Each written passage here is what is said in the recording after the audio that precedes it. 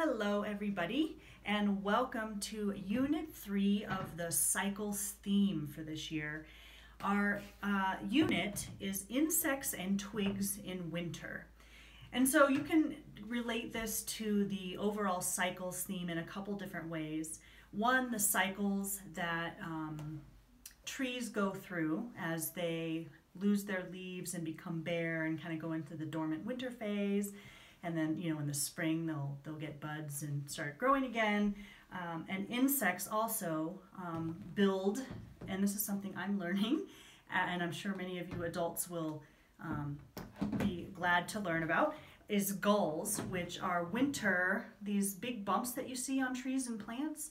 These are winter shelters for insects.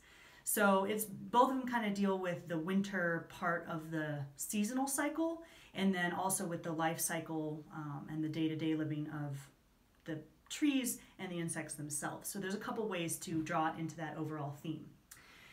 And as far as the intro and conclusion goes, you have a lot of different choices. There are actually 2 puppet shows, so you can do them both in the intro. You can do just one or the other, one for the intro, one for the conclusion, whatever you want to do. One of them deals with more with insects, and one of them deals more with gulls. But the puppets are there, the scripts are there, so have fun with them.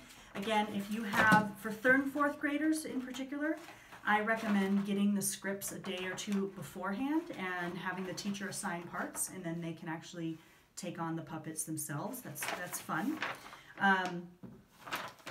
But with the younger kids, the adults should probably do the puppet shows. But they still love it.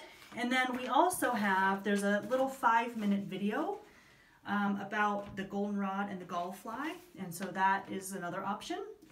And then finally, this one is called the Gull Fantasy, and it's just a script that an adult will read, but you have the students grab their jackets if they have them, and then they kind of act it out. So it can kind of be seen as like a meditation or yoga or kind of an acting, probably a little bit calmer, but still active activity. So that one might be fun, especially for the younger kids, as an option for a conclusion, as a way to kind of wrap everything up and bring everybody back into what they learned. So as always, the sheets on top have some questions that you can lead in with and some other connections that you can make, but choose according to your group and according to what you prefer, and have fun with it and enjoy this unit. If you have any questions at all, email us at mitchellelf@gmail.com.